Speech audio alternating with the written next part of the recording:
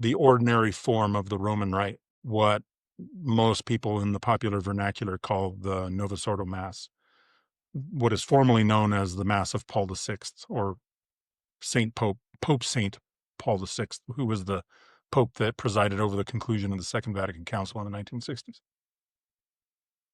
And in the run up to this, I was thinking about, I attended one of these masses last weekend at my local church. We were busy with some home projects, and we didn't have time to make it down to our normal parish, the parish by which we are members, which is about 15 minutes away from us, which does perform the same liturgy, but which does it in a style, it really performs it correctly according to the rubrics of the Roman Rite, which means that it looks a lot like the traditional Latin Mass. Mm-hmm. The table altar has been removed. The altar faces the back wall. The priest faces the altar ad orientem, not ad populum, or towards the people. So we attended one of the rites, or a mass near our house, and I was thinking about this evening, and thinking about the emptiness that was conveyed into the most sacred part of the Roman Rite. What has been called the source.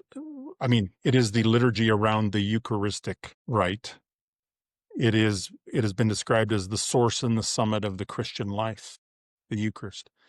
And I was thinking about how many people, when they attend a Roman Catholic church in the ordinary rite, in the rites that were given to us by the Second Vatican Council, not entirely correctly, how denuded and stripped down they are relative to the Missal of 1962, which is the formal name for what we popularly call the traditional Latin Mass. Yeah, which then leads to popes, going down a slide in Carnival in the middle of a church. Yes, and that is exactly the point, is that when that process unfolded, centuries of meaning, of richness, of expression, of depth were stripped away in an instant.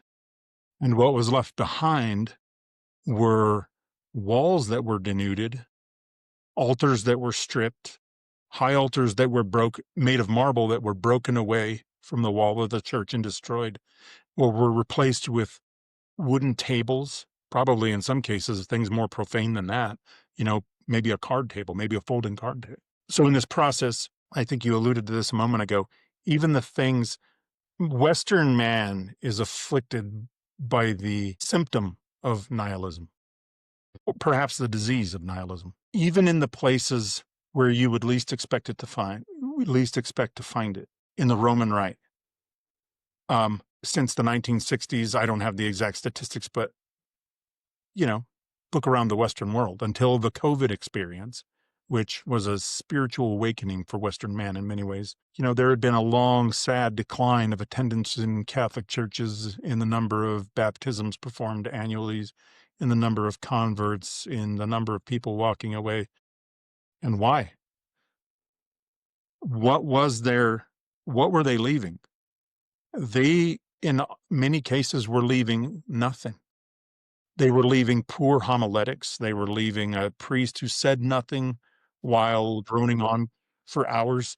They were leaving terrible liturgy that left them wanting, that made, liturgy that they could have found, a simple walk through a beautiful shaded wood would leave you more spiritually enriched than what they were leaving behind in their Catholic church. And so the point that I'm getting at is that even in those spaces we hold most dear, Western man is beset from all directions with nihilism.